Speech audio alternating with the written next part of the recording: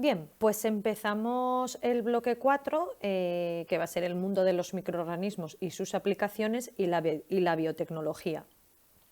Empezamos con el concepto de microbiología y, bueno, pues como bien sabréis, es la rama de la biología que se encarga del estudio y análisis de los microorganismos, también llamados microbios. Generalmente nos centramos en los microorganismos patógenos, que son los que nos causan enfermedades. ¿Y qué es un microorganismo o microbio? Pues bien, van a ser aquellos organismos de pequeño tamaño, de menos de 0,1 milímetros y que por lo tanto solo son visibles a través del microscopio. Cabe destacar que pueden ser tanto procariotas como eucariotas simples. En cuanto a los criterios de clasificación de los microorganismos, pues tenemos microorganismos formados por células y acelulares. Tened en cuenta que existen los virus, viroides y priones, que son parásitos obligados y que no están formados por células. Dentro de los celulares tenemos que distinguir los unicelulares, que están formados por una sola célula, o los agregados celulares, que están formados por pequeños grupos de células pero sin diferenciación celular. Si no, serían ya pluricelulares y no es el caso. A su vez, según el tipo de célula, se pueden dividir en microorganismos celulares procariotas, que son las bacterias, y ya las hemos estudiado en el tema de la célula, y los microorganismos eucariotas, que son los protozoos, las algas y los hongos microscópicos, ¿vale? Porque estamos en microorganismos. Aquí tenéis algunas imágenes, os las pongo porque a veces en PBAU pueden poner tanto representaciones como imágenes reales de microscopía. ¿Veis, por ejemplo, en la primera imagen el protozoo con ese típico aspecto de huella, ¿verdad?, de pisada, así ciliado?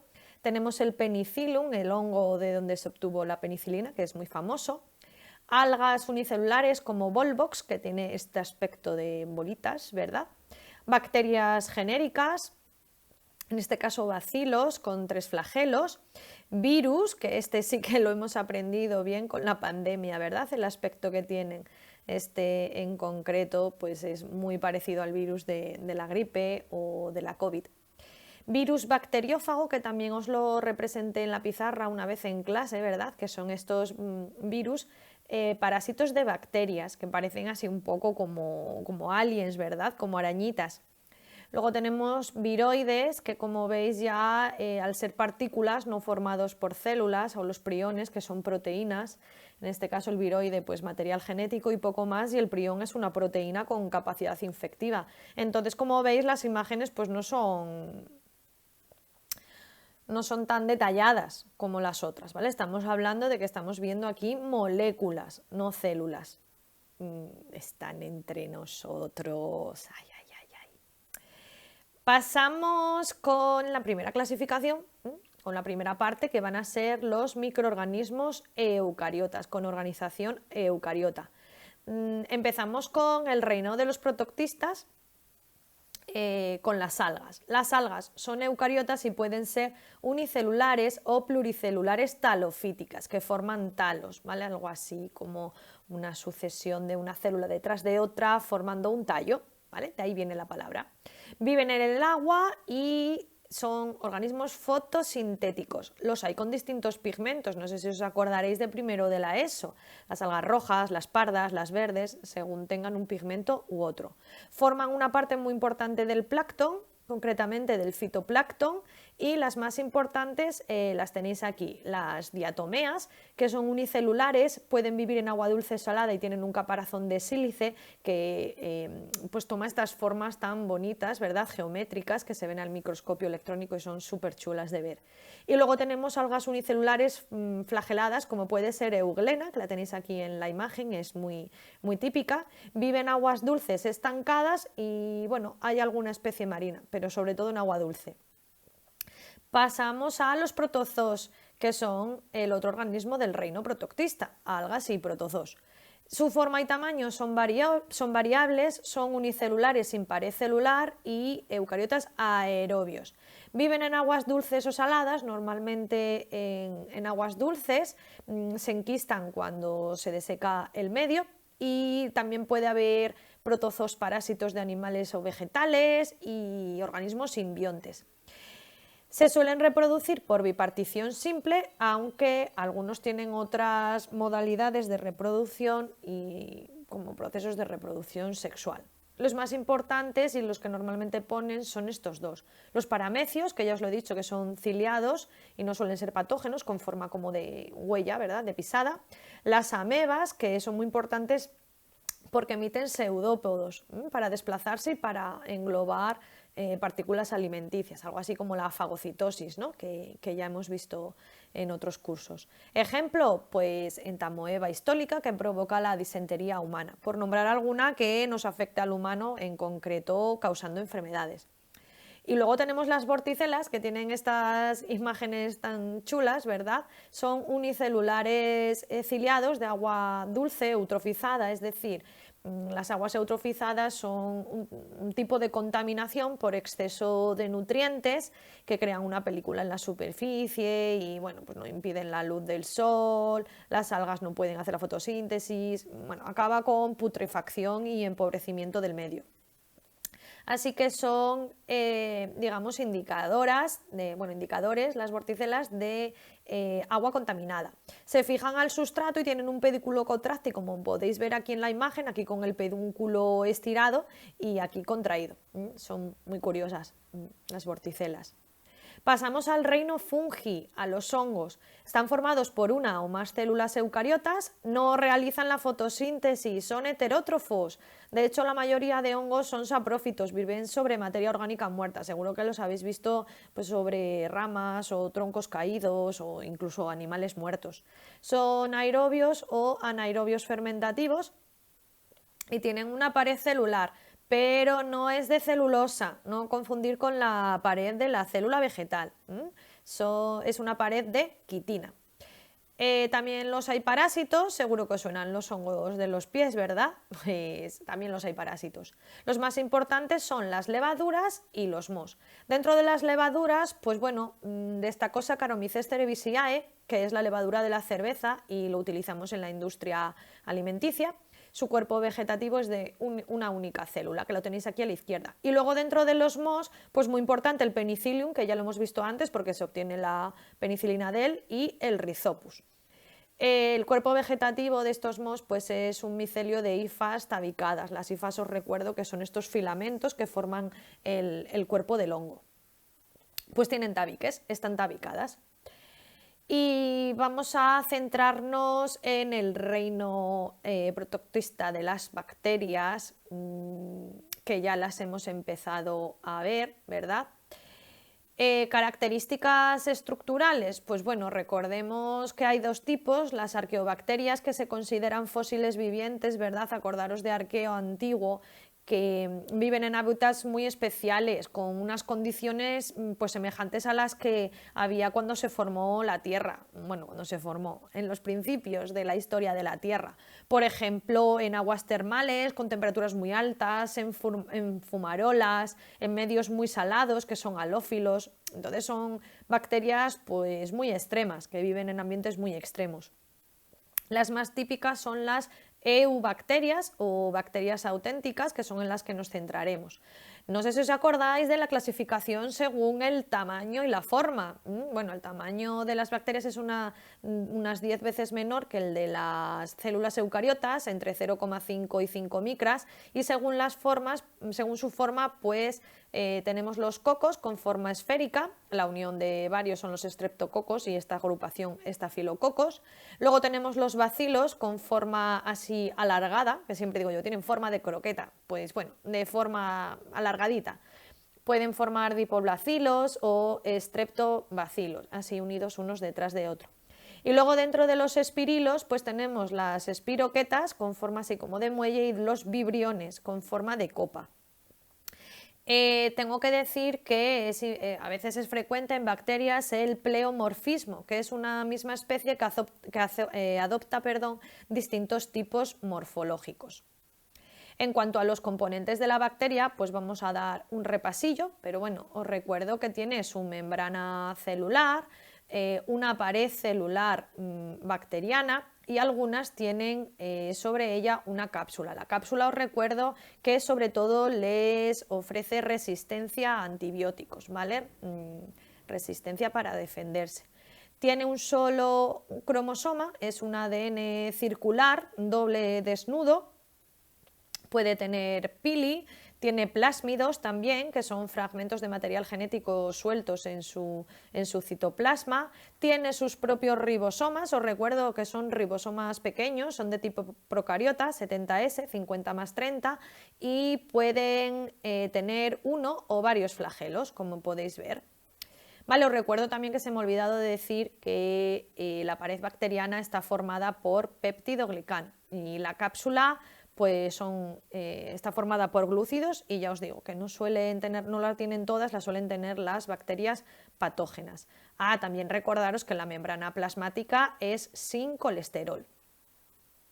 Y además pueden tener inclusiones citoplasmáticas, que van a ser reservas. Bueno, viene a ser como nuestras vacuolas, pero sin membrana, evidentemente.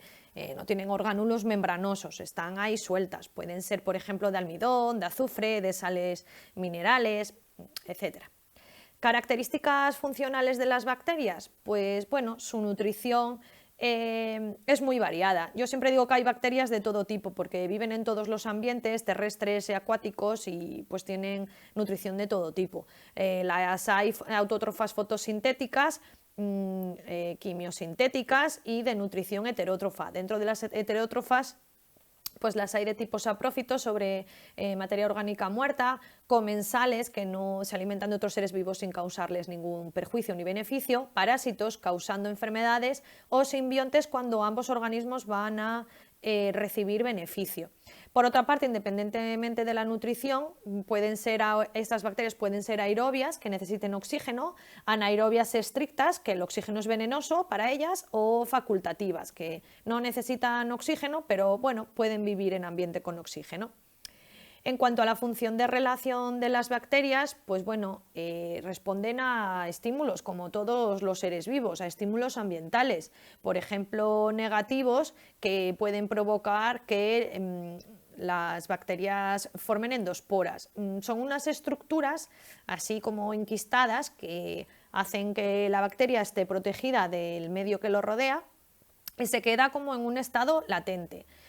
Pueden incluso resistir temperaturas de hasta 80 grados. Cuando las condiciones ambientales vuelven a ser idóneas para ellas, pues salen de esta endospora y siguen con su ciclo, ¿verdad? Germinan dando lugar a una nueva bacteria. Pero también responden a estímulos positivos. Estos estímulos, estas respuestas, tanto a estímulos negativos y positivos, independientemente de las endosporas, se les llaman taxias, que van a ser movimientos de acercamiento o alejamiento a un estímulo. Por ejemplo, si la bacteria está en el agua y nota una vibración, pues puede interpretar que la van a atacar y hace una taxia de alejamiento. O si detecta sustancias nutrientes, pues va a hacer una ataxia de acercamiento para poder alimentarse de ese nutriente. En cuanto a la reproducción, pues la reproducción de las bacterias, supongo que ya sabéis que es asexual, es por bipartición, y todo esto es si no existen factores limitantes, ¿vale? Si no existen factores limitantes, las bacterias crecen de manera exponencial, que es lo que hacemos en el laboratorio, y es un material muy fácil de reproducir y muy rápido. Pero claro, con la reproducción asexual, la única fuente de variabilidad, ¿cuál sería? Las mutaciones, ¿verdad? Como siempre, al no tener reproducción sexual, pues tienen poquita variabilidad genética, aunque las bacterias han desarrollado unos mecanismos para aumentar la variabilidad genética. Se les llama mecanismos parasexuales, pero que no es reproducción sexual, que ellas tienen reproducción asexual. Pero bueno, estos mecanismos, digamos que hacen la función de la reproducción sexual en el sentido de que aumentan la variabilidad genética de ese cromosoma circular que tienen y de los plásmidos, acordaros. Son 3 mecanismos parasexuales principalmente. El primero de ellos es la transformación, que consiste en el intercambio genético producido cuando una bacteria capta fragmentos del medio, así sin más. Hay fragmentos de ADN dispersos por el medio, los capta y los incorpora a su cromosoma. Pueden ser, por ejemplo, de bacterias que se han lisado y pues tienen su material genético por el medio, de bacterias muertas. El segundo mecanismo es la transducción.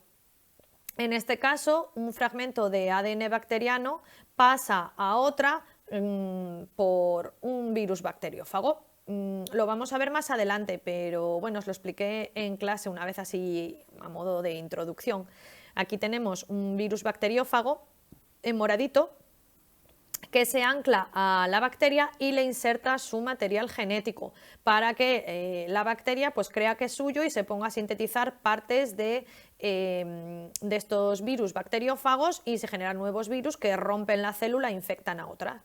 ¿Qué pasa? Que estos nuevos virus bacteriófagos que ha creado la célula infectada pueden llevar fragmentos del cromosoma bacteriano. Así que cuando infectan a otra bacteria, le insertan su material genético, el del virus, y trocitos del material genético de la bacteria que infectó previamente. De esta manera, esta nueva bacteria infectada, además del material genético del virus, tiene material genético de la otra bacteria, de esta primera, y así pues aumenta su variabilidad. Y el último proceso, que es así un poquito el más largo, es la conjugación. Bien. La conjugación es un mecanismo de variabilidad genética entre bacterias mediante unos pelos sexuales o pili conjugativo. ¿Os acordáis del pili que hemos visto en la estructura de la bacteria? Pues bien, son estos pili conjugativos o fimbrias y son, digamos, como unos puentes entre bacterias y por ellos se transmiten plásmidos, material genético. Esto es posible porque la bacteria que forma el pili sexual pues tiene en su citoplasma un plásmido que se llama factor F de fertilidad, para que os acordéis, factor F de fertilidad. Pues las bacterias que tienen este plásmido o factor F pues pueden generar esta fimbria o este pili sexual. ¿Qué hacen entonces estas bacterias con el factor F? Son las llamadas bacterias F+, porque tienen ese plásmido. Pues duplican este factor F y se lo transmiten a bacterias F-, que no tienen el plásmido. Entonces generan el pili, les transmiten este factor y las bacterias F- que no tenían el plásmido este del factor de fertilidad, ahora sí lo tienen. Cabe destacar que este factor F no se recombina con el ADN bacteriano, ¿vale? Simplemente le pasa el plásmido. Y luego tenemos las bacterias HFR, High Frequency, son bacterias de alta frecuencia de recombinación. Pues bien, una bacteria F+, F positivo, pasa a ser HFR cuando el factor F se incorpora al ADN bacteriano. ¿Vale? Esto, cuando este plásmido se incorpora a su ADN, hablamos de que es una bacteria de alta frecuencia de recombinación. Esta bacteria lo que va a hacer es que cada vez que replica su ADN y se va a dividir, pues duplica también el factor F+ incorporado y lo transmite a una bacteria F-. Este ADN transferido sí se recombina con el ADN de la bacteria F-, de manera que en esta aparecen caracteres de las HFR. Hay que tener en cuenta que este factor F pasa en el último lugar a través del pili sexual. Y como la conjugación suele durar 90 minutos, pues no suele dar tiempo a pasar a las bacterias F-. Aquí veis, por ejemplo, bueno, esta representación, tened en cuenta que esta zona de aquí que hay entre dos bacterias no es así como una bipartición, no es como parece esto una bipartición, en verdad hay un pili sexual, es como un puente, como un tubito que las une. Aquí vemos en el cruce A pues una bacteria HFR, como veis el factor F de fertilidad en lugar de estar en forma de plásmido está en rojo aquí insertado en su material genético. Y cuando pasa el cromosoma, ¿verdad?, duplica este factor y se lo pasa a la siguiente bacteria, pues convierte a la bacteria F- en F+, en HFR, ¿vale? En este otro caso tenemos un cruce entre bacteria F+ y otra entre bacteria F-. En este caso, a través del pili sexual pasa el plásmido solo, ¿vale?, porque no está insertado en el ADN. Así que esta bacteria F- se transforma en F+, y aquí al final pues tenemos dos bacterias F+.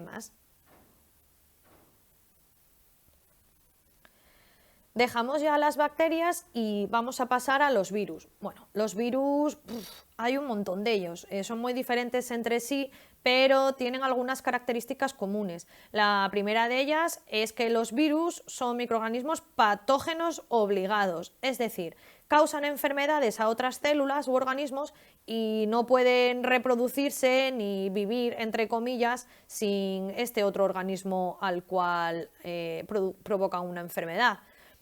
Si no, pues no aguantan mucho tiempo libres. Precisan, como digo, de estas células animales, vegetales o bacterias. Y es en estas células que parasitan donde se nutren y se reproducen, donde se reproducen, ¿vale? Se reproducen utilizando pues la maquinaria de estas células que infectan. Además, los virus, como hemos dicho, no están formados por células, es decir, son acelulares y son muy simples. Composición y estructura, pues bien, los virus propiamente dichos es la fase reproductiva intracelular, es decir, el virus como tal es cuando ya está infectando a una célula y está utilizando su maquinaria de reproducción para formar nuevos virus. Cuando no están dentro de un organismo provocando una enfermedad, hablamos de viriones, ¿vale?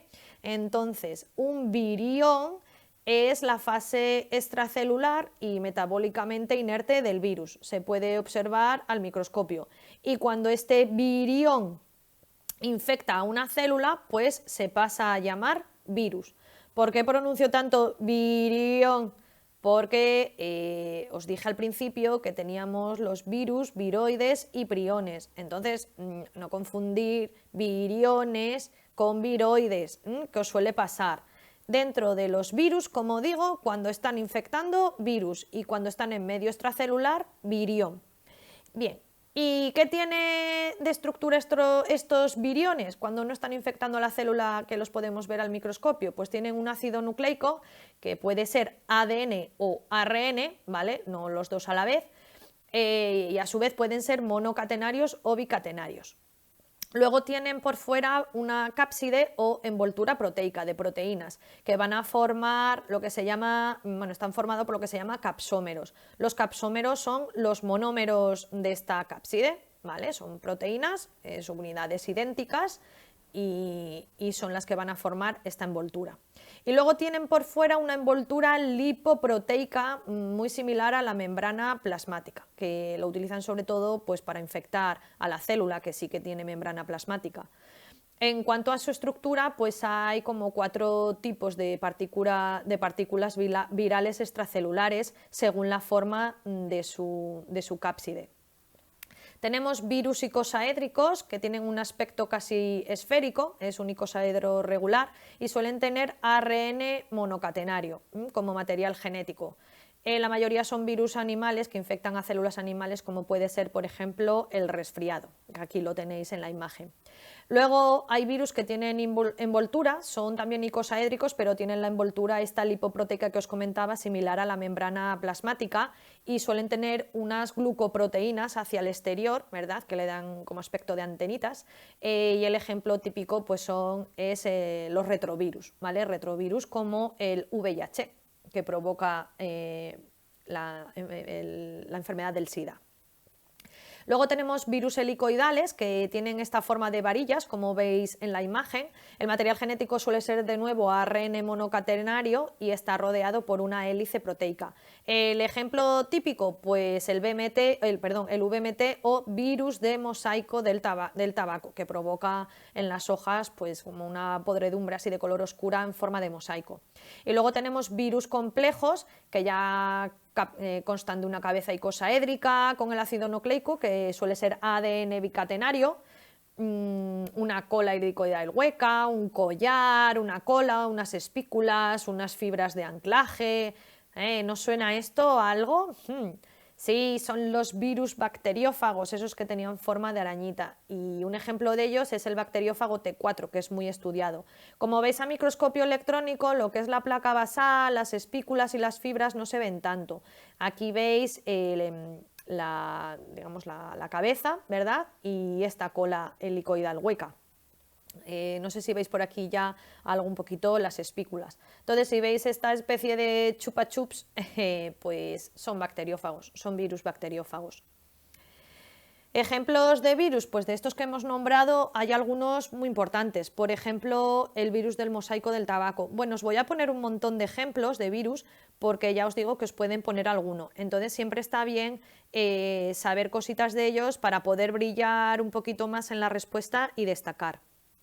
Pero que no tenéis que saberoslos todos al dedillo, sino más bien de manera genérica. Pero es lo que siempre os digo, si os ponen una imagen y sabes reconocer que aparte de un virus helicoidal es el de mosaico del tabaco, pues genial, brillas.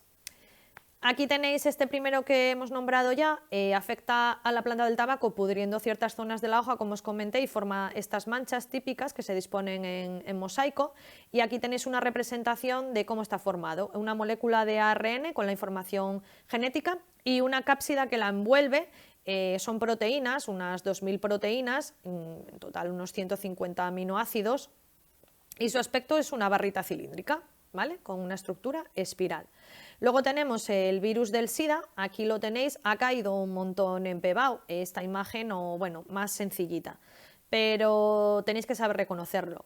El virus del SIDA o el virus VIH de inmunodeficiencia humana es un retrovirus, como hemos dicho. Está constituido por dos moléculas de ARN, que las veis aquí en rojo, así como con forma de 2 o de Z, y están acompañadas de dos o más moléculas de retrotranscriptasa o transcriptasa inversa, que son estas moléculas que veis por aquí dentro de esta zona amarilla.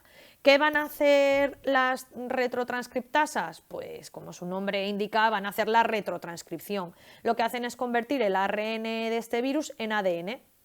De manera que así que cuando infecte a los glóbulos blancos humanos, pues se transforman en ADN y es más fácil que se inserten en nuestro material genético, que afecten a nuestro material genético. Lo pasan de ARN a ADN. Está rodeado esta zona de donde está el material genético y las retrotranscriptasas de dos envolturas proteicas que a su vez están rodeadas de una bicapa lipídica con unas glucoproteínas insertas. Estas glucoproteínas son la GP41 y la GP120, que sobre todo se encargan del anclaje y bueno, pues, de lo que es la fase de infección de la célula.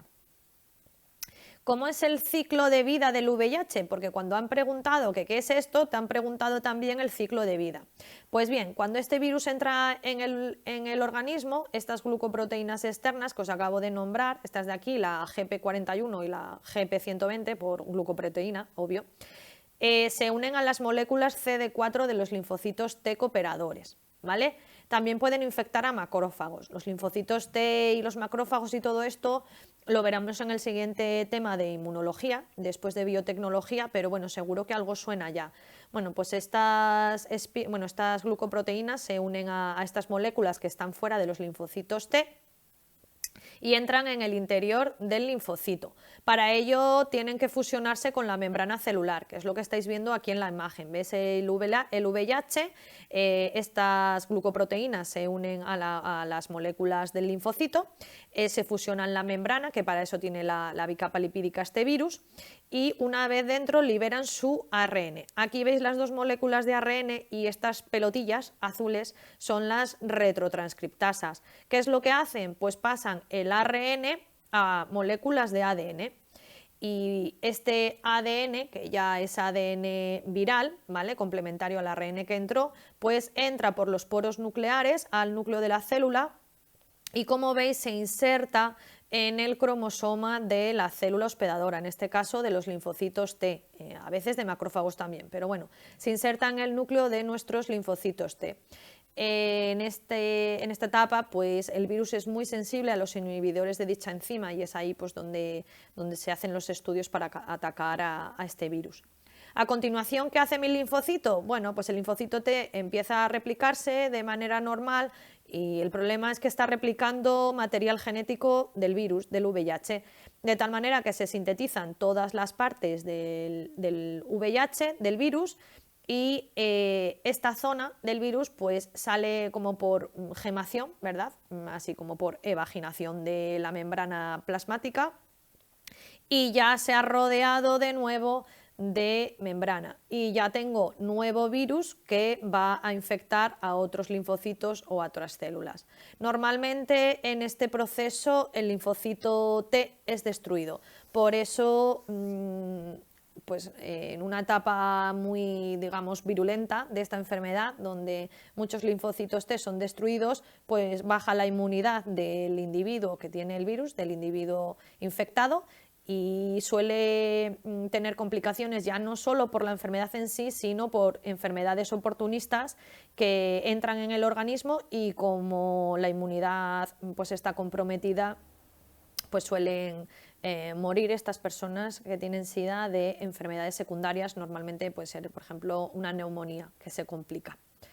Bien, aquí tenéis otra imagen por si no os quedaba claro de cómo ocurre todo esto, pero bueno, es sencillito. Luego tenemos los bacteriófagos, ¿vale? Aquí tenéis una imagen de bacteriófago, aquí justo encima de mí. Por ejemplo, el bacteriófago lambda, ¿vale? ¿Qué tienen de interesante los bacteriófagos? Bueno, pues que tienen como dos ciclos, un ciclo lítico y un ciclo lisogénico, que ahora vamos a describir. Pero antes vamos a ver las partes, las tenéis aquí arriba en la imagen. Estos bacteriófagos ya sabemos que son patógenos de bacterias, afectan a bacterias, poseen una estructura compleja formada por una cápsula proteica, que la veis ahí arriba, ¿verdad? Es como la cabecita, está formada por proteínas y en su interior hay un ácido nucleico. Está muy enrollado y constituye el material genético del virus. Esta cápsula está formada por una cabeza y una cola. Bueno, la cápsula, el virus, está formado por una cabeza y una cola, y en la parte inferior de esta cola tiene una placa basal. De esta placa basal tiene unas espículas y unas fibras que van a servir para que se ancle a la bacteria. ¿Vale? Aquí tenéis el típico dibujo con la cabeza y la cola, con el cuello en espiral, esta placa basal y estas fibras. Pues bien, el ciclo de infección de un bacteriófago, súper importante, se divide en las siguientes etapas. Primero, absorción del virus e inyección de su ácido nucleico. ¿Qué va a hacer el fago, el virus bacteriófago? Bueno, pues el fago se fija en la pared bacteriana, en unos puntos de adherencia, rompe esta pared gracias a una enzima que contiene, que es una lisocima, e inyecta su ADN, aquí lo veis, ¿vale? E inyecta su ADN así como una jeringuilla, ¿vale? Lo que hace es esta parte de aquí, de la cola, ¿vale? Pues se contrae e inyecta su material genético. Una vez que entra este material genético, pues el ácido nucleico del virus interrumpe el funcionamiento normal de la célula y el ADN bacteriano se va a degradar por unas enzimas llamadas endonucleasas. A partir de aquí, pues es el ácido nucleico del virus el que dicta las órdenes, por así decirlo, se convierte en el material genético de la bacteria y lo que hace es replicar y replicar y replicar su ácido nucleico y formar los orgánulos y las enzimas celulares necesarias para fabricar todos los componentes del virus. Una vez que tenemos todas las partes del virus creadas y ya sintetizadas, pues se ensamblan tanto los ácidos nucleicos replicados como los componentes víricos y ya solo nos queda la liberación. Esta bacteria puede llegar a formar unos 100 fagos que van a producir la más lisocima, que os recuerdo que lo que hace es lisar la pared bacteriana y pues lo que hace es que se produce la lisis de la bacteria, se rompe la pared de la bacteria, esta se muere y se liberan al exterior todos los virus. Estos virus bacteriófagos creados de nuevo pues pueden infectar a nuevas bacterias. Pues bien, todo este ciclo de la absorción del material genético del bacteriófago, cómo se toma el dominio o el control de la maquinaria de la bacteria, se generan nuevos virus y se lisa la bacteria y se liberan, es lo que conocemos como ciclo o infección lítica. ¿Por qué? Porque culmina con la lisis de la bacteria, ¿vale? Por eso es la infección lítica, porque acaba destruyendo la bacteria por lisis de la lisocima y se liberan todos los bacteriófagos de su interior. Pero ¿qué pasa? Que esto no siempre ocurre. Hay veces que hay unos fagos que se llaman fagos atenuados, ¿vale? Están como más tranquilitos, están atenuados. Y cuando introducen su ácido nucleico dentro de la bacteria, pues se integra en el ADN bacteriano en lugar de destruirlo. Se queda ahí integrado en la bacteria y no hace nada. ¿Qué pasa? Que la bacteria se empieza a dividir por bipartición, como ya sabemos, y replica también el material genético del bacteriófago. En este caso hablamos de un profago, ¿vale? Un profago va a ser un fago que ha insertado su material genético en el ADN bacteriano y se ha quedado ahí silenciado. ¿Qué pasa? Como os comento, que la bacteria empieza a dividirse, a dividirse, a dividirse, a dividirse y tenemos un montón de bacterias con profago en su cromosoma bacteriano. Esto es lo que se conoce como ciclo lisogénico. En este caso, como veis, la bacteria no se destruye, simplemente tiene el material genético del virus bacteriófago en su cromosoma y se está duplicando con él, ¿vale? Cabe destacar que este ciclo lisogénico llega un momento que se activa, por así decirlo, el profago se activa y en todas estas bacterias donde se encuentra el profago, pues empiezan el ciclo lítico. Es decir, que un ciclo lisogénico en el cual tenemos un profago o material genético del virus insertado en el cromosoma bacteriano, antes o después, tras divisiones o no, acaba desembocando en un ciclo lítico, ¿vale? Es decir, se activa, toma el control de la bacteria, empieza a sintetizar las enzimas y los componentes del bacteriófago, se ensambla, libera lisocima, rompe la pared bacteriana y sale al exterior, ¿vale? Así que si os mandan explicar el ciclo lisogénico, no olvidéis explicar el lítico después, ¿vale? Porque el ciclo lisogénico siempre acaba en ciclo lítico, antes o después. Bien, espero que haya quedado claro, si no, pues en clase me preguntáis las dudas.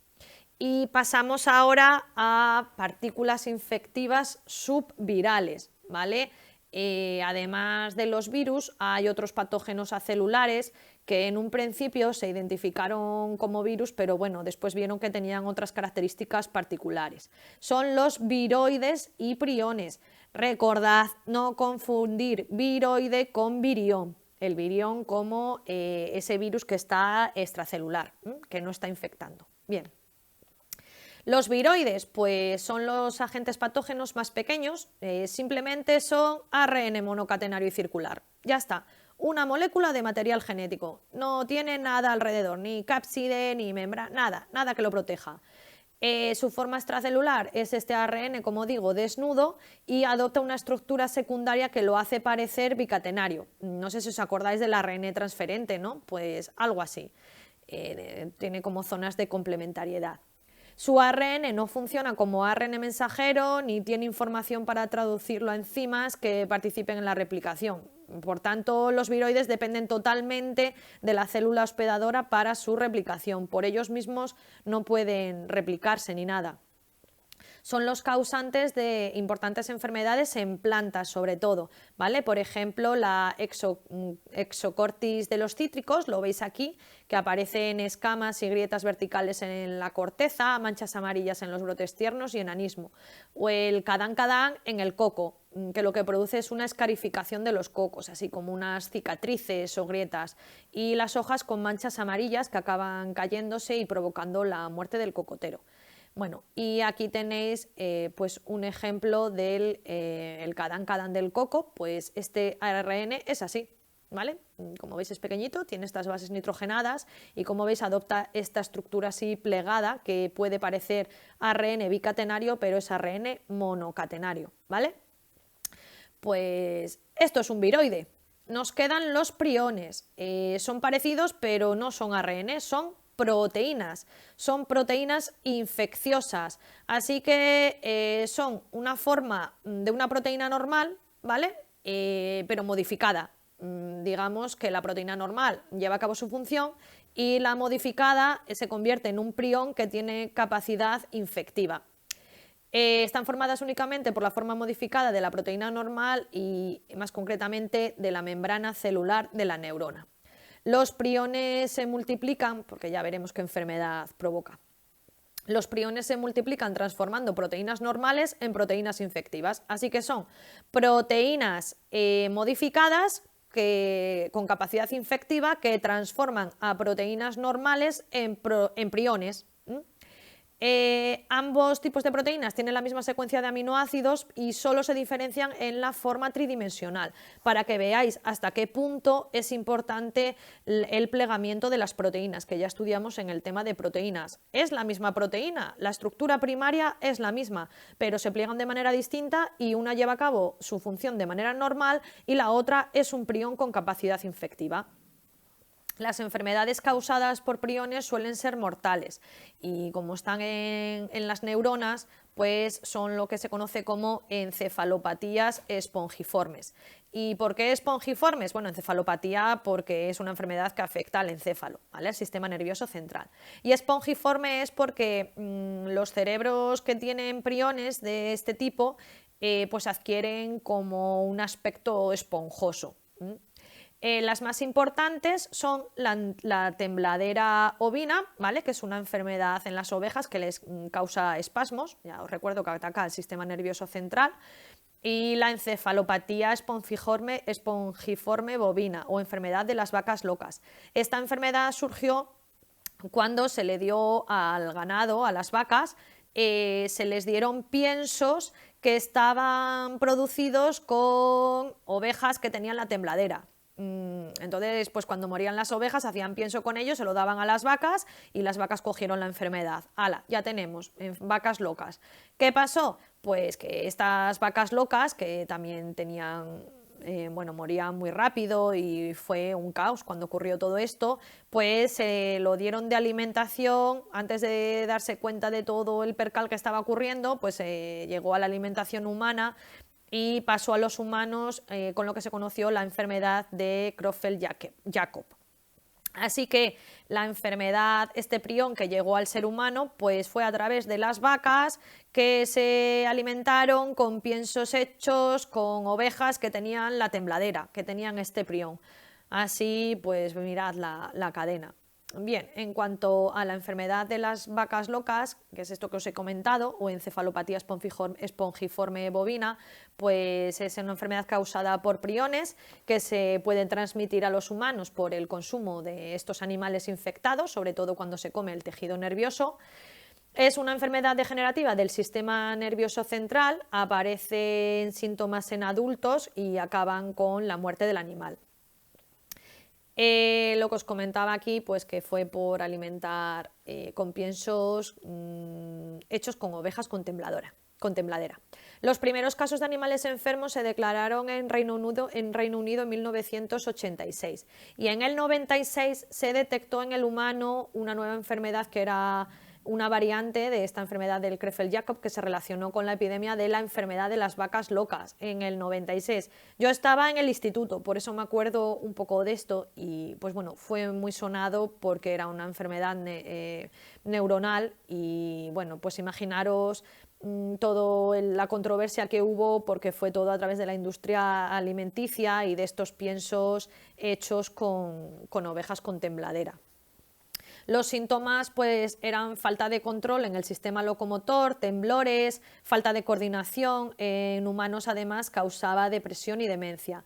En todos los casos son enfermedades, bueno, tanto en las ovejas, en las vacas y en los humanos, son enfermedades degenerativas incurables y causan la muerte. Bien. Aquí veis en esta imagen pues la configuración de la proteína normal a la izquierda y a la derecha cómo es la configuración alterada. Os recuerdo que lo que es la estructura primaria de la proteína es la misma, ¿vale? Los aminoácidos. Y aquí una imagen donde podéis ver este aspecto esponjoso, ¿verdad?, del cerebro. Y esta fue la pregunta que nos hicimos todos en el 96. ¿Por qué dan de comer ovejas a las vacas y encima enfermas? Yo qué sé, estos humanos están locos.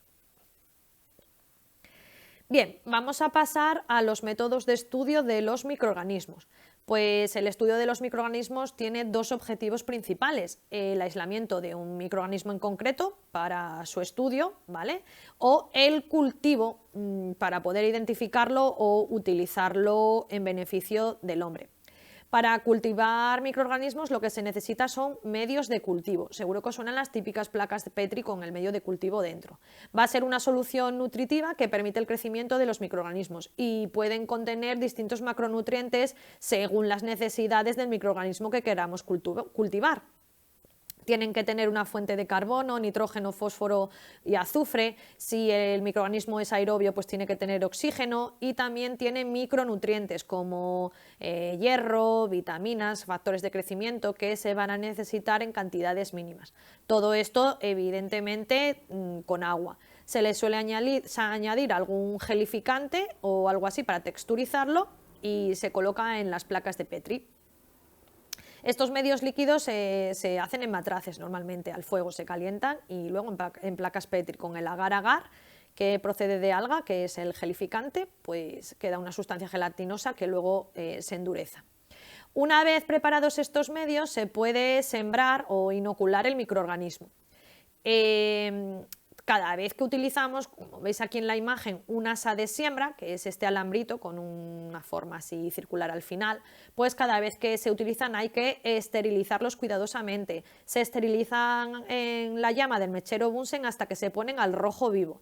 Después es conveniente tocar una zona del medio de cultivo donde no vayas a cultivar para enfriarlo, y ya puedes coger estas zonas rugosas, que es donde está el microorganismo, pues lo tocas con el asa de siembra y arrastrando el asa de siembra vas a ir separando estas colonias, por así decirlo, de microorganismos, y vuelves a esterilizar, vuelves a arrastrar, a sembrar, y al final pues cada vez hay menos microorganismos, de tal manera que puedes aislarlos. Aquí veis colonias aisladas. Todas estas zonas, cada una de estas redondelitos, estos circulitos, se han formado a partir de un microorganismo, por lo tanto son idénticos porque tienen reproducción asexual. Pero si aquí al principio había un batiburrillo de microorganismos, pues al final puedo ir aislando distintos.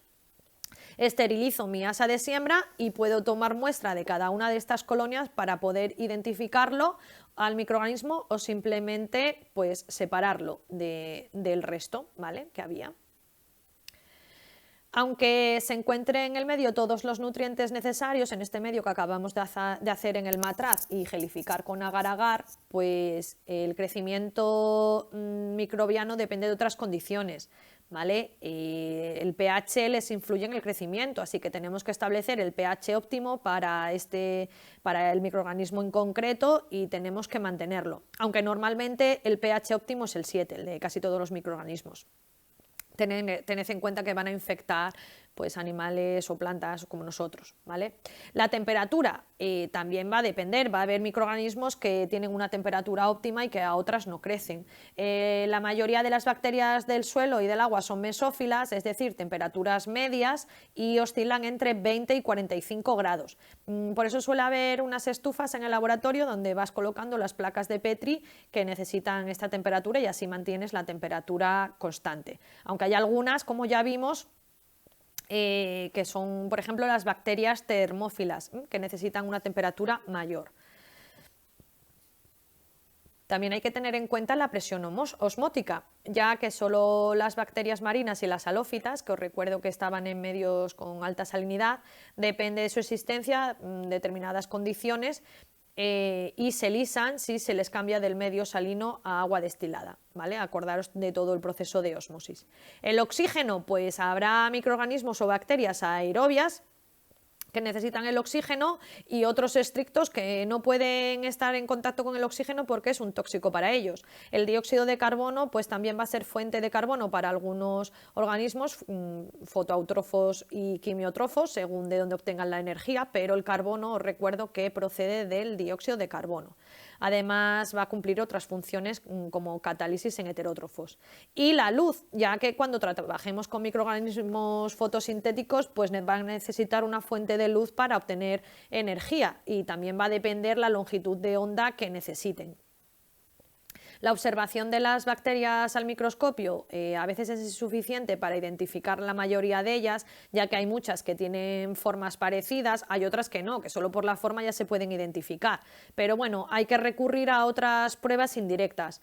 La más común en el caso de las bacterias, que divide a las bacterias en dos grandes grupos, es una prueba que se llama tinción de Gram. ¿Vale? Las divide en gram positivas y gram negativas. Bueno, aquí lo veis. El paso 1, pues una vez fijado el color con cristal violeta, que es un tinte, se echa este cristal violeta en las bacterias, se deja un minuto y todas las bacterias se van a teñir de violeta. Después se añade Lugol y se deja actuar 2 minutos.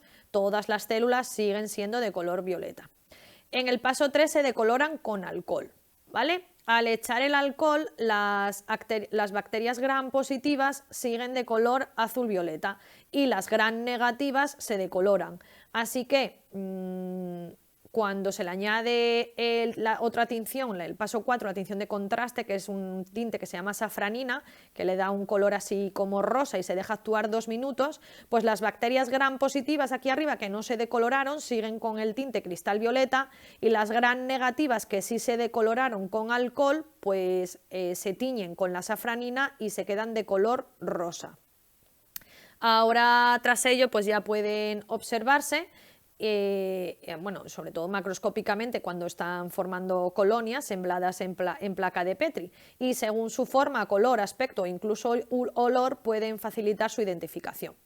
En caso de no ser suficiente con todo esto, pues hay que recurrir a pruebas bioquímicas que se basan en que algunas especies poseen enzimas para realizar una reacción u otra. Entonces, si añadimos esos sustratos a la placa Petri donde están estos microorganismos, pues podemos ver si se produce la reacción o no que se espera que produzca un microorganismo en concreto. Me explico. Por ejemplo, hay bacterias que contienen peroxidasa, ¿vale? Esta enzima. Y las que tienen peroxidasa, pues se las puede identificar si tienen o no tienen. De modo que si añadimos agua oxigenada a la placa Petri o al medio de cultivo, es decir, peróxido de hidrógeno, se produce su descomposición. Y al descomponer el agua oxigenada, lo que ocurre es que empieza a burbujear oxígeno. Entonces, cuando salen burbujitas, pues ya podemos decir que estas bacterias tienen esta enzima, peroxidasa. También tenemos que hablar de lo que es la esterilización. La esterilización es la eliminación de todos los microorganismos que contienen un objeto o una sustancia, tanto en forma viva como latente, porque os recuerdo que las bacterias se podían formar estas endosporas cuando las condiciones ambientales no eran las idóneas. Entonces, pues tenemos que matar también estas formas latentes, ya que si no, cuando haya un ambiente favorable, pues se van a reproducir y no va a servir de nada la esterilización. Los agentes que matan microbios son los que se llaman microbicidas o germinicidas. Cuando lo que van a destruir son bacterias, hablamos de bactericidas, y cuando lo que va a destruir en concreto son hongos, hablamos de fungicidas. Hay muchos métodos para esterilizar microbios en general. El primero de ellos son los métodos químicos, que son aplicación de sustancias germicidas. Las más empleadas, pues el peróxido de hidrógeno, etanol, fenol, formol y óxido de etileno.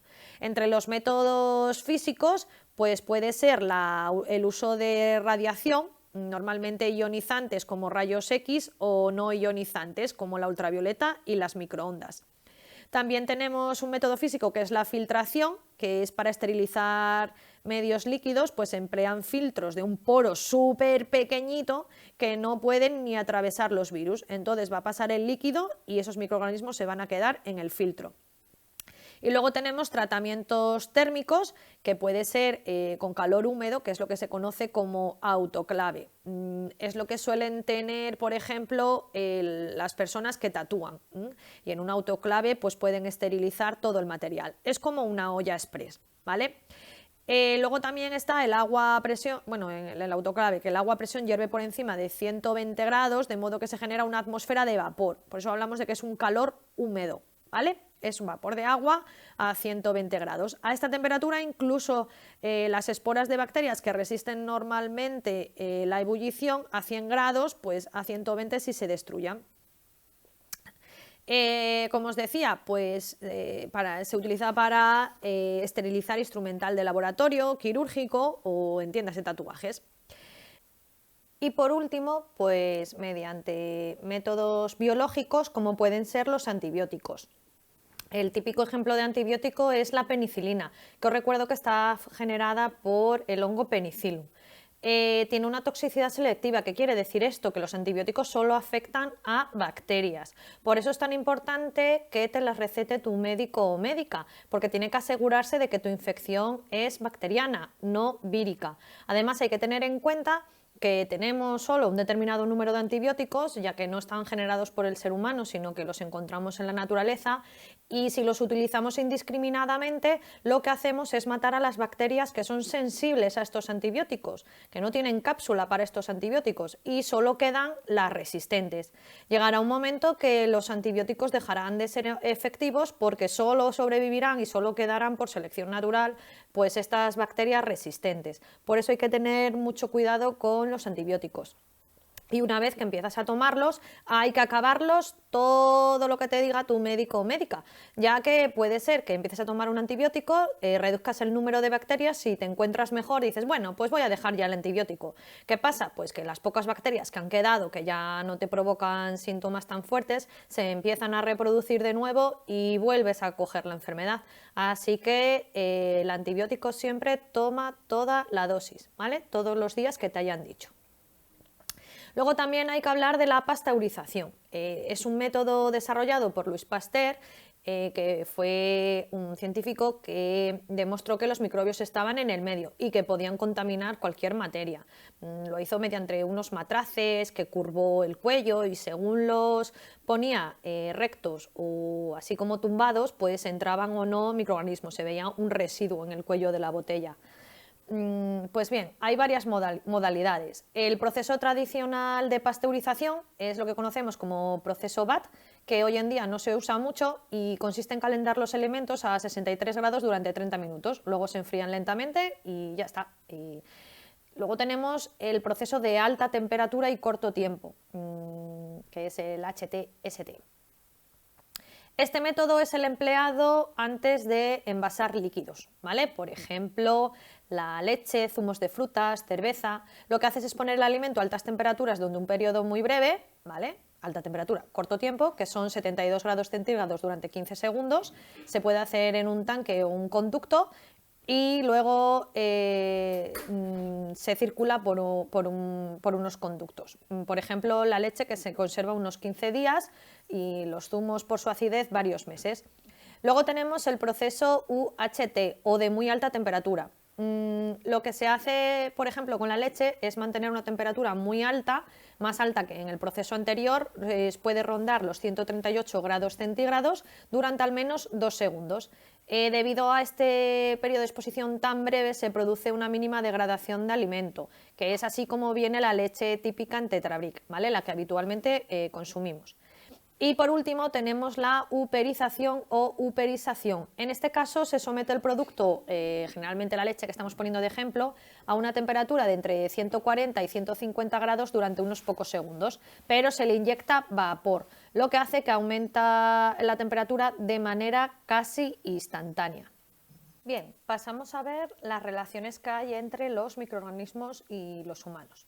Pues bien, desde el punto de vista antropocéntrico, como siempre, ¿cómo clasificamos a los microorganismos, los seres humanos? Pues los clasificamos en inocuos, beneficiosos y perjudiciales, según si podemos usarlos o no. Entendemos como inocuos aquellos que no nos causan ni beneficio ni perjuicio. aunque no es siempre distinguir, no siempre es fácil.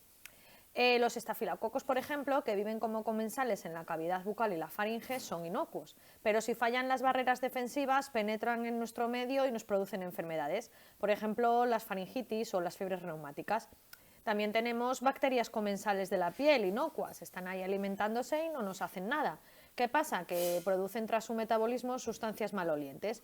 ¿Qué? ¿Las consideramos perjudiciales? Bueno, para los que fabrican desodorantes son muy beneficiosas, pero para nosotros pues no sabemos. Ahora, hay algunas que sí sabemos perfectamente de qué tipo son. Dentro de las beneficiosas, pues utilizamos muchísimas bacterias para nuestro beneficio. Por ejemplo, un beneficio directo como la producción de vitaminas en el intestino por la flora intestinal, o protección frente a microorganismos patógenos como Lactobacillus acidophilus de la vagina. Y luego también podemos obtener un beneficio indirecto como la fabricación de productos alimenticios, vino, cerveza, vinagre, yogur, encurtidos, o los antibióticos como la penicilina del hongo penicillium. También podemos sintetizar combustibles como el alcohol o proteínas humanas como la insulina. Igualmente se pueden considerar beneficiosos todos aquellos microorganismos que se emplean en procesos industriales. Tenemos que pensar, por ejemplo, en la depuración de aguas residuales o la degradación de vertidos de petróleo. Además, producción de metano por descomposición de residuos orgánicos. Otro campo de utilidades y beneficios, pues ha abierto todo un mundo con la ingeniería genética, que ya sabéis que son las técnicas de laboratorio que se emplean con organismos vivos. De tal manera que podemos obtener bacterias que van a producir enzimas que nos interesan. Todo esto lo podemos hacer con la ingeniería genética gracias a enzimas de restricción y polimerasas, o virus, que podemos utilizarlos como vectores genéticos y productores de transcriptasas inversas. Una parte fundamental de estas herramientas de la ingeniería genética son estos vectores y enzimas. Aquí os pongo siempre, ya sabéis, no olvides tomar alimentos probióticos. Bueno, pues esto va por toda la flora bacteriana que tenemos en nuestro organismo y que o es inocua o nos ayuda, nos produce un beneficio. Dentro de los microorganismos perjudiciales que nos provocan enfermedades, pues entran en nuestro cuerpo, atacan a nuestras células y o bien las destruyen o les roban los nutrientes, total, que al final nos provocan la enfermedad. Por ejemplo, tenemos los virus que modifican el metabolismo de otras células y solo tienen unas células diana, pueden ser destruidos por antivirales. Los hongos, que nos provocan enfermedades cutáneas y mucosas, os recuerdo que los medicamentos son los antimicóticos o antifúngicos. Las bacterias, que invaden nuestro organismo y liberan toxinas y pueden ser destruidas con los antibióticos, y los protozoos, que causan enfermedades de distinta gravedad, pueden ser sexuales, cutáneas e intestinales. Bueno, y aquí un cartelillo, pues que sepáis la cantidad de microorganismos que tenemos en las manos o que están a nuestro alrededor, y de ahí la importancia de lavarse las manos. Vamos a hablar ahora de un montón de enfermedades que, como siempre, pues lo tenemos que saber así a modo general, ¿no? Nunca está de más tener esta culturilla, y en cualquier pregunta que nos hagan de razonamiento, pues seguro que podremos meter algún ejemplo, que siempre viene muy bien. Bien, pues de las bacterias que causan enfermedades, algunas pues se ven con relativa frecuencia y no por ello son menos importantes. Normalmente cada bacteria va a provocar una enfermedad, pero también una misma bacteria puede provocar distintas enfermedades según el lugar del cuerpo en el que se aloje. Así tenemos enfermedades causadas por bacterias. Aquí lo tenéis en la imagen, es el Clostridium botulinum, y provoca el botulismo.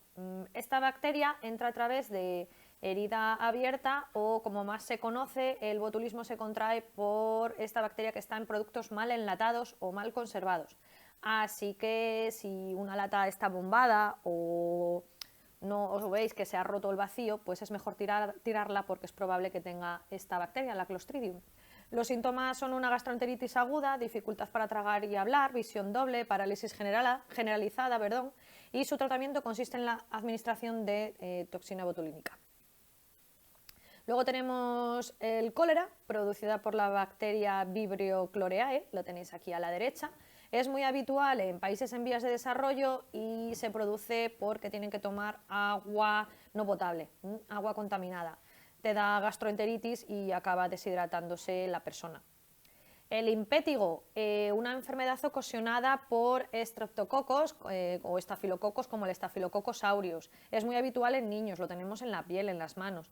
Puede producirse por lesiones en la piel, mordeduras, picaduras de insectos, provoca unas ampollas con pus, aparecen principalmente alrededor de la boca y la nariz y se puede extender a otras zonas. La meningitis, que seguro que os suena, por la bacteria Neisseria meningitidis, es una enfermedad muy grave ya que afecta a las meninges. Es una inflamación de las meninges, que os recuerdo que son las membranas que recubren el cerebro. Producen vómitos, rigidez en la nuca, fiebre, dolor de cabeza, es de gravedad extrema y puede llegar a provocar la muerte. Esto en cuanto a enfermedades bacterianas. En cuanto a enfermedades víricas, pues tenemos la gripe, muy común, ¿verdad?, que es la más conocida y común. Esos síntomas bueno, pues son parecidas a los del resfriado, pero más acusados. Fiebre alta, dolor de cabeza, dolor de cuerpo, se transmite de vía aérea o mediante las gotitas de Flock, que son bueno, pues estas gotitas que se expulsan al toser, al respirar o incluso al hablar. Su tratamiento es sintomático, ya que a veces la vacuna no resulta efectiva y bueno, pues paliamos los síntomas y que el cuerpo acabe con él. El virus del herpes, aquí lo tenemos, está causado por un herpevirus, se manifiestan con pequeñas ampollas y se pueden localizar en cualquier parte del cuerpo. Son especialmente peligrosos los herpes de ojos y oídos. Producen picor, a veces dolor y a veces incluso cuando ya no tienes esas ampollitas, esa lesión, sigue doliendo. La mononucleosis, el virus del Epstein-Barr, es conocida más comúnmente como la enfermedad del beso, ya que se contagia por saliva y proximidad y provoca dolor de garganta, inflamación de los ganglios, dolor de cabeza, fiebre. No es grave. Su tratamiento es sintomático y no existe vacuna preventiva. Luego, dentro de las enfermedades humanas causadas por hongos, tenemos la onicomicosis, que son los típicos hongos de las uñas, de los pies y de las manos. Generalmente la provoca un hongo del género Trichophyton y está favorecida por el exceso de humedad. Es un caldo de cultivo para los hongos, los sitios húmedos, oscuros y calentitos. Así que hay que tener muy buena higiene de manos y pies y secar muy bien la zona, ¿vale?, para que no esté esta humedad. Eso de salir de la ducha y ponerse los calcetines directamente, no, hay que secar bien la zona. Las uñas se vuelven quebradizas, amarillentas, se ahuecan, hace así como un espacio entre la uña y la piel, y el tratamiento pues son antifúngicos. Luego tenemos la candidiasis vaginal. Es una enfermedad muy común en las mujeres y en ocasiones pues hace un poco la puñeta y es difícil de eliminar.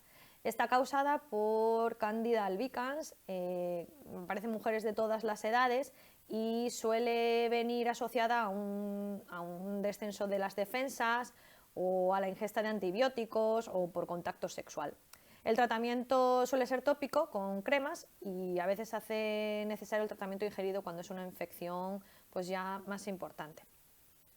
Y causadas por protozoos, enfermedades causadas por protozoos, tenemos a la malaria, que seguro que la conoces, está transmitida por un protozoo del género Plasmodium y se transmite a través de un vector. Es un mosquito del género Anopheles. Su picadura puede contagiar a personas y animales, todo en función de la especie del mosquito en cuestión, y en humanos tiene una elevada mortalidad. Se afecta a niños pequeños y a mujeres embarazadas sobre todo. Dolor de cabeza, malestar general, cansancio extremo, dolor muscular. Cabe destacar que es la hembra del insecto el vector. Y el tratamiento es la cloroquina. También tenemos la toxoplasmosis, que está provocada por el protozoo Toxoplasma gondii, es responsable de esta enfermedad, se transmite mediante heces de gatos o por la ingesta de carne poco cocinada. Súteres nocturnos, malestar, dolor de garganta, cabeza, se trata con pirimetamina y toxoplasmosis es una enfermedad a la que hay que prestar atención, sobre todo en mujeres embarazadas. Por eso no se las deja comer jamón ni carne cruda. En cuanto a las enfermedades por animales, pues vamos a destacar las enfermedades de perros y gatos, ya que algunas de ellas pueden ser contagiadas a humanos y bueno, como es la mascota que solemos tener, pues ponemos esas. Tenemos campylobacteriosis, que la puede transmitir la bacteria Campylobacter jejuni, provoca diarrea, dolor abdominal y fiebre en humanos y puede estar presente en el tubo digestivo de perros, gatos, hámsters, aves y algunos animales de granja. Se puede contraer la enfermedad si entra en contacto con agua contaminada, heces o carne poco hecha o leche no pasteurizada. Se trata con antibióticos porque es bacteria. La rabia está provocada por un virus. Entra en el cuerpo a través de mordedura o herida contaminada por la saliva del animal infectado, por ejemplo, perros, gatos, mapaches, murciélagos, zorros, etc. El uso generalizado de la vacuna antirrábica en animales pues, ha reducido esta transmisión. Por eso es tan importante vacunar a las mascotas. Luego tenemos la fiebre maculosa de las montañas rocosas, que la transmiten garrapatas infectadas, ahí tenéis la garrapata, y tenéis a la bacteria Rickettsia rickettsii, que es esta de aquí de la izquierda. Te da fiebre, escalofríos, dolores musculares, cefaleas, etc. La tiña es una infección cutánea provocada por hongos que se encuentran en la tierra y en la piel, y en mascotas también.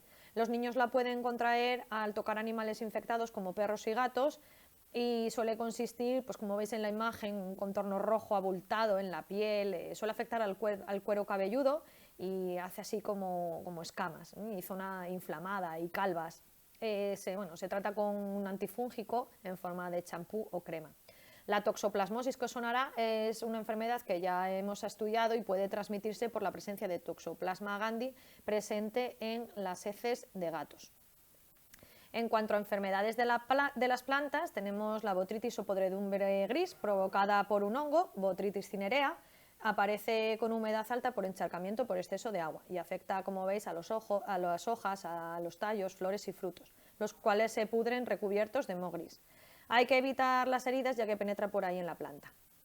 La roya es un hongo que produce manchas y bultitos coloreados.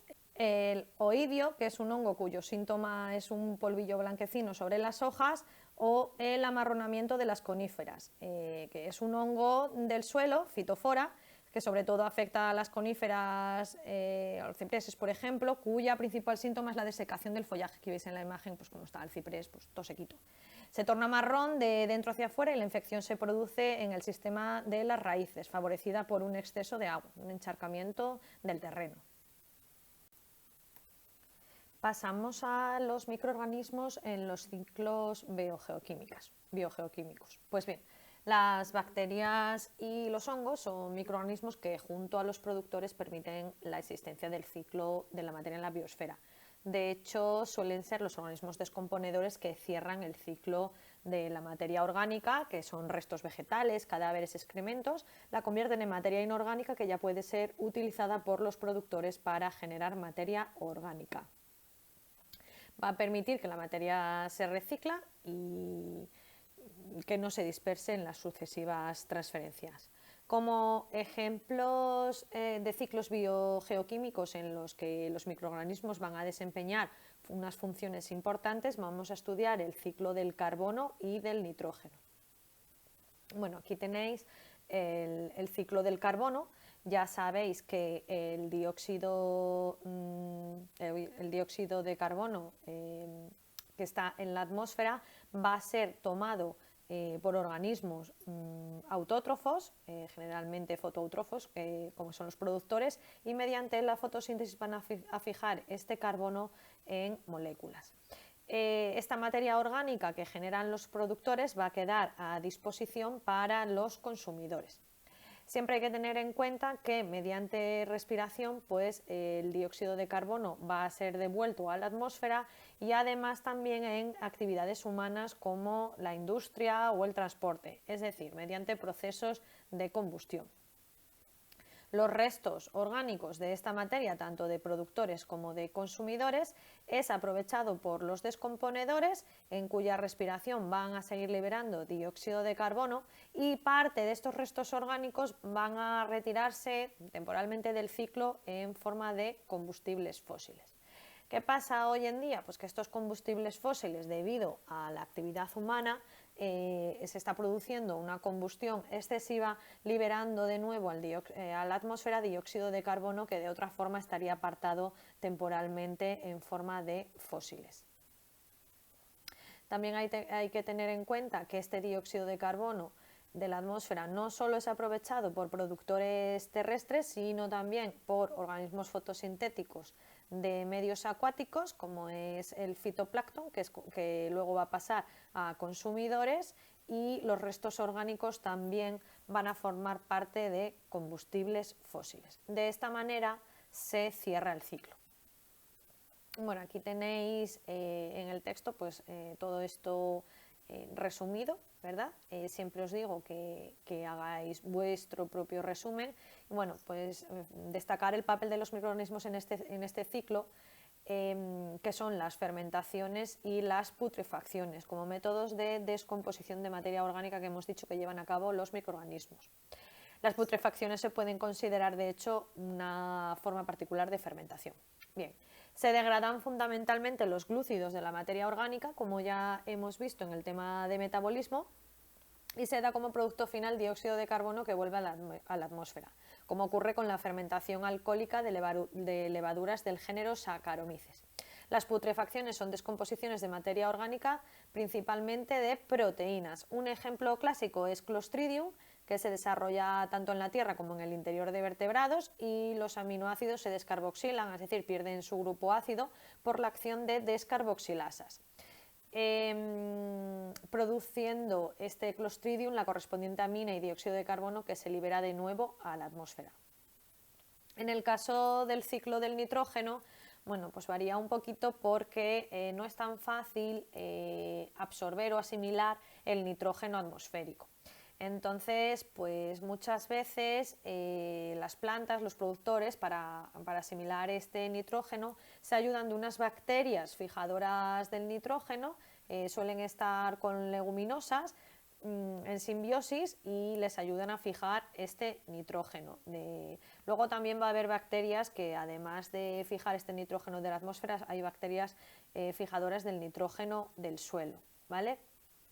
La transforman en amonio y bacterias nitrificantes en nitritos. Estos nitritos y nitratos que van a producir estos microorganismos ya pueden ser asimiladas desde la tierra por los productores. Así que vemos cómo va a haber distintos tipos de bacterias fijadoras de nitrógeno y nitrificantes que van a intervenir en este ciclo. Estos nitratos normalmente se utilizan para producir proteínas y ácidos nucleicos y pasan a disposición del resto de la cadena trófica, ¿vale? De los consumidores.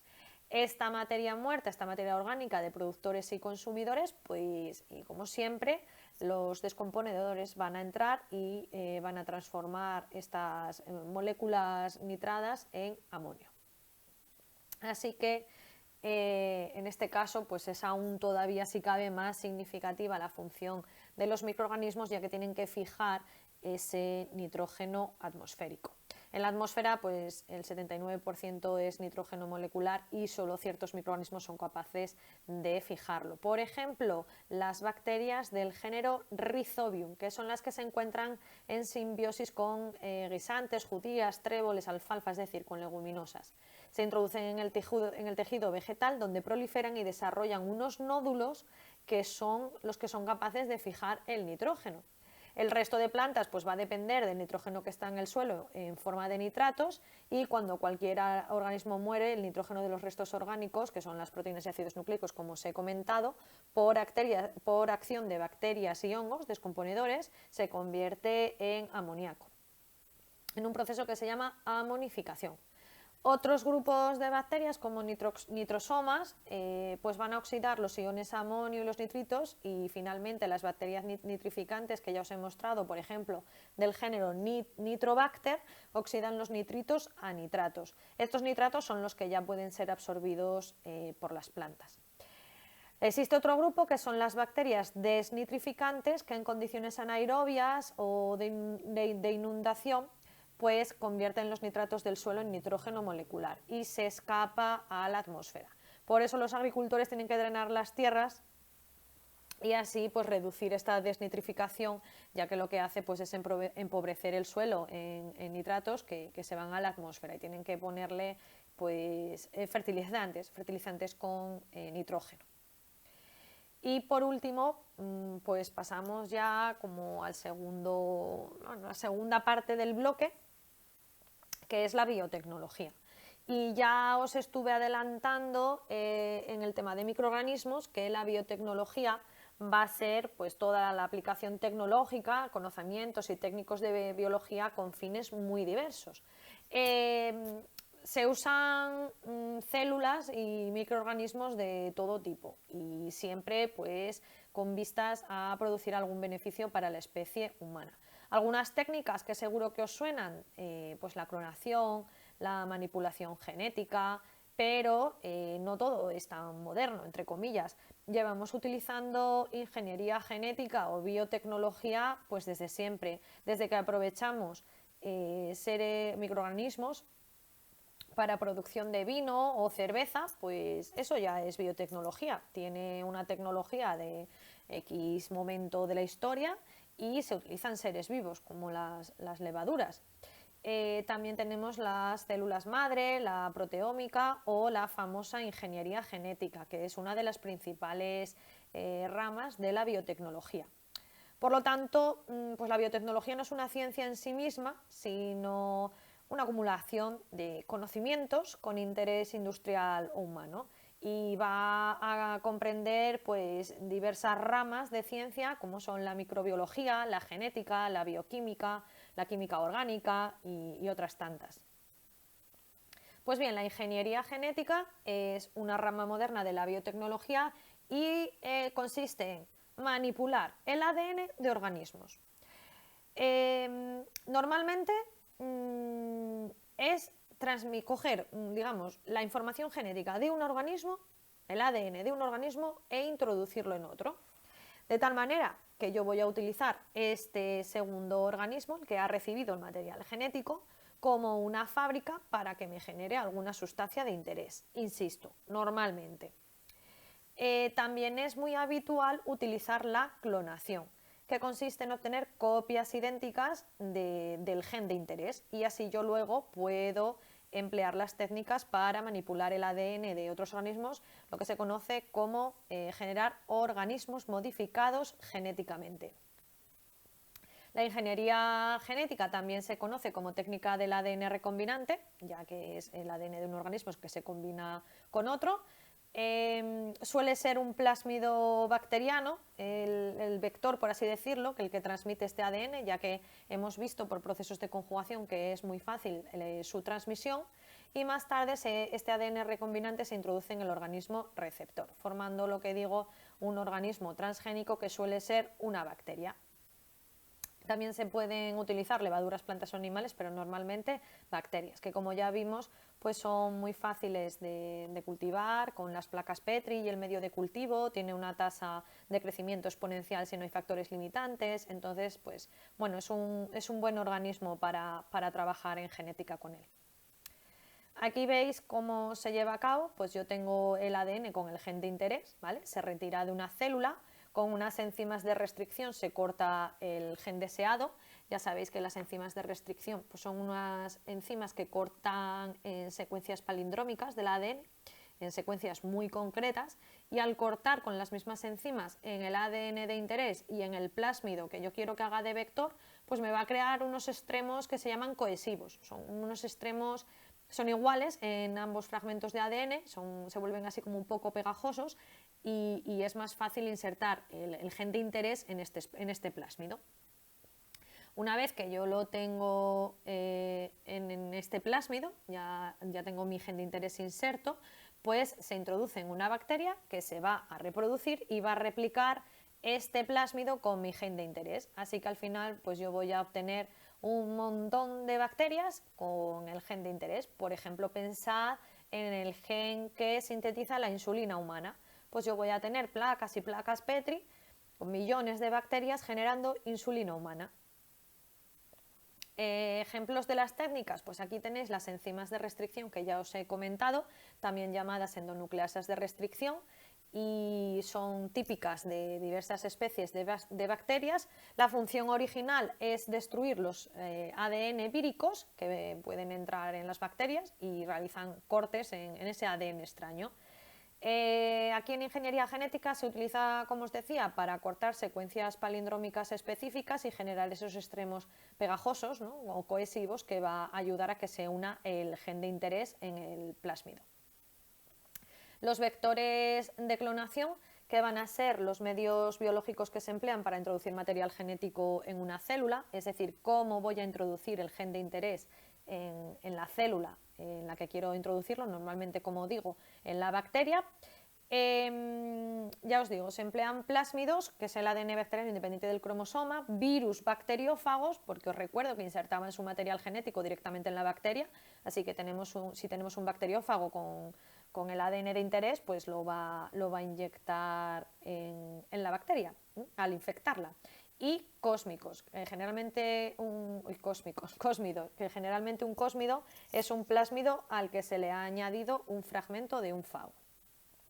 De las bacterias resultantes, pues hay que seleccionar cuáles han adquirido el gen, porque esto no es tan fácil y hay que aprender a discernir. Entonces, lo que se hace es, además de meter el gen de interés, vamos a seguir con el ejemplo del gen que produce insulina humana, se le mete normalmente un gen de resistencia a algún antibiótico. Entonces, ¿qué hago? Pues que yo, de todas las bacterias resultantes, les pongo el antibiótico. Todas las que no hayan recibido ese plásmido con el gen de interés y con el gen de resistencia antibiótico se mueren.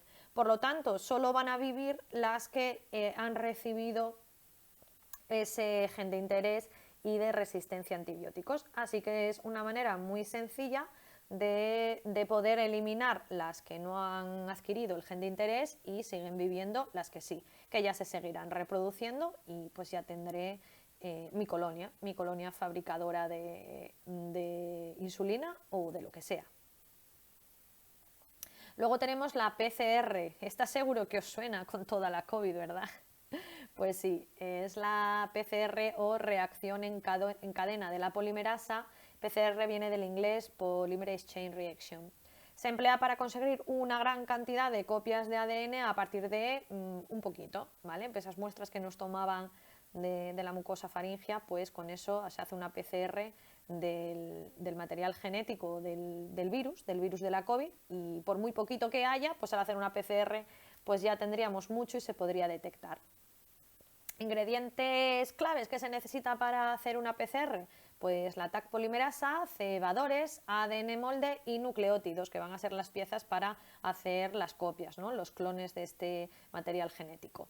Todos los ingredientes se van a colocar en un tubo junto con cofactores que necesita la enzima, la Taq polimerasa, y se someten a ciclos repetidos de calentamiento y enfriamiento, que lo que van a producir es la síntesis. Los pasos básicos, pues son, primero, veis aquí que se pone todos estos elementos a una temperatura de 96 grados. ¿Qué va a provocar? Pues va a provocar la desnaturalización del ADN, ya lo sabéis. Esto es decir, de las dobles hélices de material genético de ADN se van a obtener cadenas sencillas. Después se pasa por un periodo de templado de 55-65 grados centígrados. La reacción se va a enfriar y lo que va a ocurrir es que se van a unir los cebadores, bien, en las secuencias complementarias del ADN. Os recuerdo que los cebadores eran moléculas de ARN que hacía que la polimerasa pudiese entrar y producir la replicación. Y el siguiente ciclo es un ciclo de 72 grados, que es el que se llama la extensión de los cebadores, y en este caso, pues a esta temperatura la Taq polimerasa lo que hace es ir replicando a partir de los cebadores, como hemos visto ya en genética molecular, y generar copias idénticas. Al repetir este proceso varias veces, pues lo que hacemos es ir haciendo clones de esta primera molécula de ADN de manera exponencial, ¿vale? Aquí lo veis, según el número de ciclos. Este ciclo se repite, como digo, 25-35 veces. Generalmente tarda de 2 a 4 horas, según la longitud de la región, y si es eficiente esta PCR, pues puede producir miles de millones de copias a partir de una o unas pocas.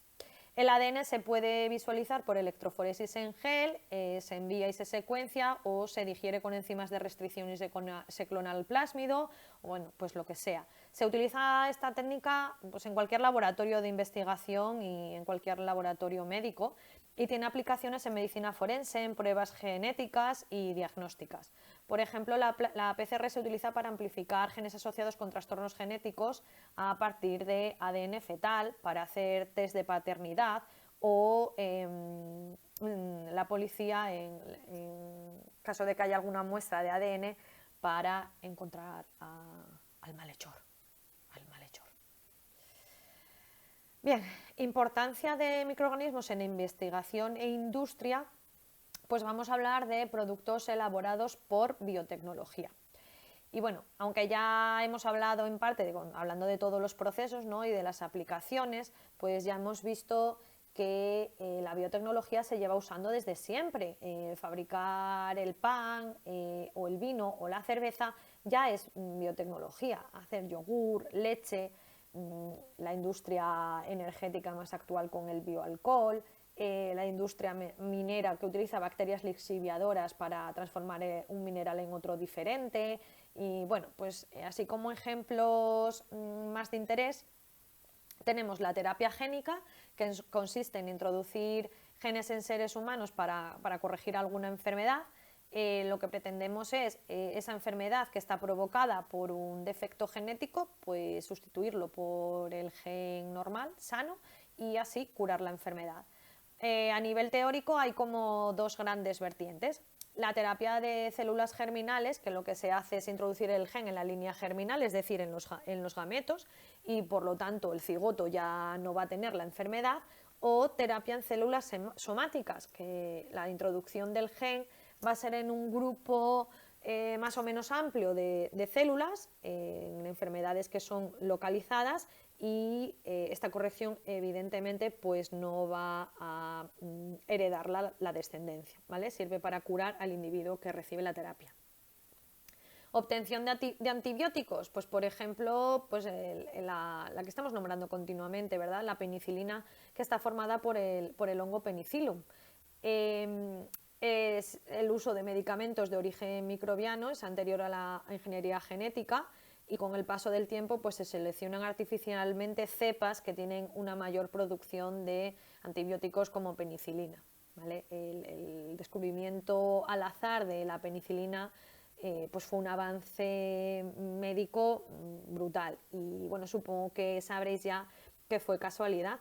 Se contaminó una placa Petri con hongo y se vio que las bacterias que estaban cultivando pues no proliferaban en esa zona, y dijeron, ¿qué será? ¿Qué habrá aquí? ¿Qué ha pasado? Y descubrieron la penicilina. Luego, bacterias genéticamente modificadas. Con esto ya es tener fábricas que ocupan muy poco espacio, con muy pocos requerimientos en placas Petri.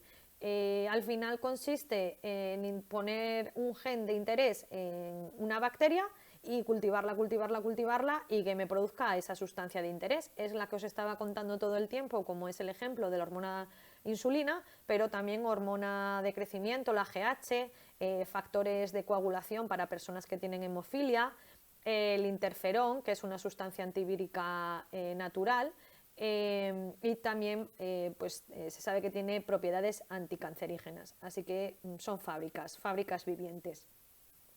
En cuanto a la alimentación, pues se pueden obtener productos de fermentación alcohólica, sobre todo Saccharomyces cerevisiae es el microorganismo que se utiliza, y utiliza sacarosa o maltosa. ¿De dónde saca esta sacarosa o maltosa?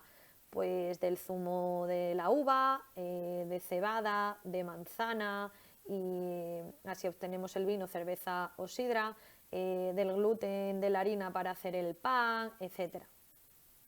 Cualquier otro vegetal rico en azúcares, pues se puede obtener etanol a partir de él. También se obtienen productos de fermentación láctica, en este caso van a destacar las bacterias del género Lactobacillus y Streptococcus. Luego el yogur, por ejemplo, es simplemente leche cuya lactosa es transformada en ácido láctico por bacterias, y este compuesto pues, es el que le da ese sabor particular y el que desnaturaliza las proteínas, dándoles esa textura cremosa. En el caso del queso, tras la obtención del requesón a partir de la leche, mediante el cuajo, que son bacterias y hongos los que se encargan de la maduración. Existen pues cientos de quesos, miles, y ya solo en Asturias, en mi tierra, pues hay 70 o más con denominación de origen. Pues tantas como tiempos de maduración, hongos que se usan para su maduración, van a dar distintos sabores, aromas, y bueno, pues hay infinidad de quesos. En la fabricación de encurtidos también intervienen bacterias que desprenden ácido láctico y evitan el ataque de otros microorganismos y les dan pues ese aspecto, ¿no? Y ese saborcito del ácido láctico. La obtención del vinagre o ácido acético es llevado a cabo por la bacteria Mycoderma aceti, es una oxidación incompleta del etanol. Y otro campo diferente, pero también está relacionado con la alimentación, pues es la producción de nutrientes, como pueden ser proteínas, aminoácidos, vitaminas, edulcorantes o conservantes. Ya hemos hablado, por ejemplo, como conservantes del ácido láctico y el ácido cítrico. En cuanto a las aplicaciones de ingeniería genética en agricultura y ganadería, pues es el uso de OGM o organismos genéticamente modificados. Se desarrollan a partir de una célula a la que le han introducido pues, genes de interés con características que pueden ser útiles. En células animales se suele utilizar la microinyección, ¿vale? La microinyección es una microjeringa que introduce el ADN. En plantas se utilizan pistolas con microbalas recubiertas de ADN, sé que suena un poco raro, pero sí, son micropistolitas con microbalas. El uso como vector es un plásmido de una bacteria simbionte que produce tumores.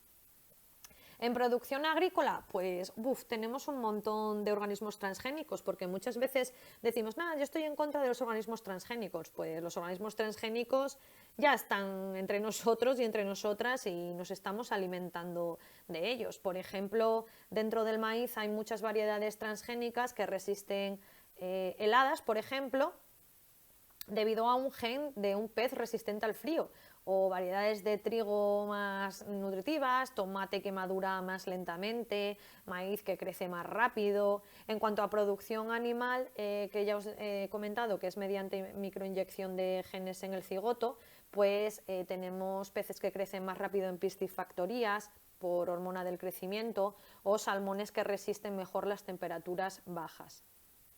En cuanto a la obtención de minerales, os recuerdo que estuvimos hablando de microorganismos, de bacterias lixiviadoras que se utilizaban en la minería. Pues están utilizando bacterias quimiosintéticas en explotaciones mineras que oxidan compuestos transformando minerales preexistentes en minerales con mayor interés industrial. En cuanto a obtención de energía, pues supongo que ya os estaréis oliendo que estamos hablando del etanol, ¿vale? Por fermentación alcohólica llevada a cabo por levaduras y está siendo aprovechada desde hace décadas en Brasil y Estados Unidos. Este etanol se obtiene a partir de caña de azúcar y de maíz con el fin de mezclarlo con la gasolina, ¿vale? Como combustible. Además, otras especies anaerobias emplean la producción de gas de metano a partir de la digestión de lodos de plantas y depuración de aguas residuales. Dentro de la producción de productos químicos, por ejemplo, la acetona, que se sintetiza en grandes cantidades por fermentación bacteriana a partir de moléculas orgánicas precursoras, o para la industria de los plásticos. En cuanto a la corrección de problemas ambientales, también hemos mentado ya algo y se están haciendo muchos avances en la descontaminación mediante microorganismos. Todavía está algunas en fase de desarrollo, pero hay bacterias, por ejemplo, que ya en laboratorio están acumulando metales pesados en su interior, así que puede que sirvan para descontaminar balsas mineras como la de Aznalcóllar en Sevilla. También hay cepas bacterianas que degradan el petróleo, que podría ser pues, una solución muy limpia para los vertidos de petróleo en alta mar. El problema de todos estos, bueno, de este y de otros organismos modificados genéticamente es liberarlos al medio ambiente y pues no tener muy claras las repercusiones que puede tener. Entonces hay que tener mucho cuidado con qué especies o qué organismos modificados genéticamente vas a liberar a un ecosistema, porque muchas veces no puedes saber las repercusiones que puede tener. Entonces en laboratorio sí están las condiciones controladas, pero en el medio ambiente no. Los microorganismos empleados en la depuración de aguas residuales sí que han resultado de una utilidad incuestionable. De hecho, cualquier estación de depuración de agua pues utiliza estos microorganismos, y gracias a su mediación los tratamientos químicos para recuperar el agua en muy mal estado son casi necesarios. Se utiliza sobre todo estos métodos biológicos. Sí que se está poniendo ahora mucho de moda el término biorremediación, ¿no? Que puede definirse como el tratamiento de cualquier problema ambiental empleando seres vivos, y la mayoría de ellos pues, van a ser microorganismos modificados genéticamente pues, para acabar con todas las sustancias contaminantes que vierte el ser humano, tanto a la tierra como al agua como a la atmósfera.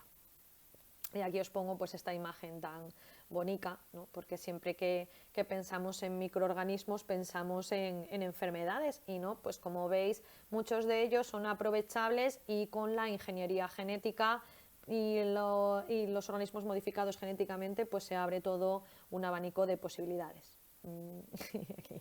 Nada, si ahora son lo más de lo más, pues sí, en parte sí. Pues nada, terminamos ya este bloque y pues ya solo nos queda inmunología. Así que cualquier duda nos vemos en clase o por correo electrónico. Estaré encantada de ayudaros. Un saludo, hasta luego.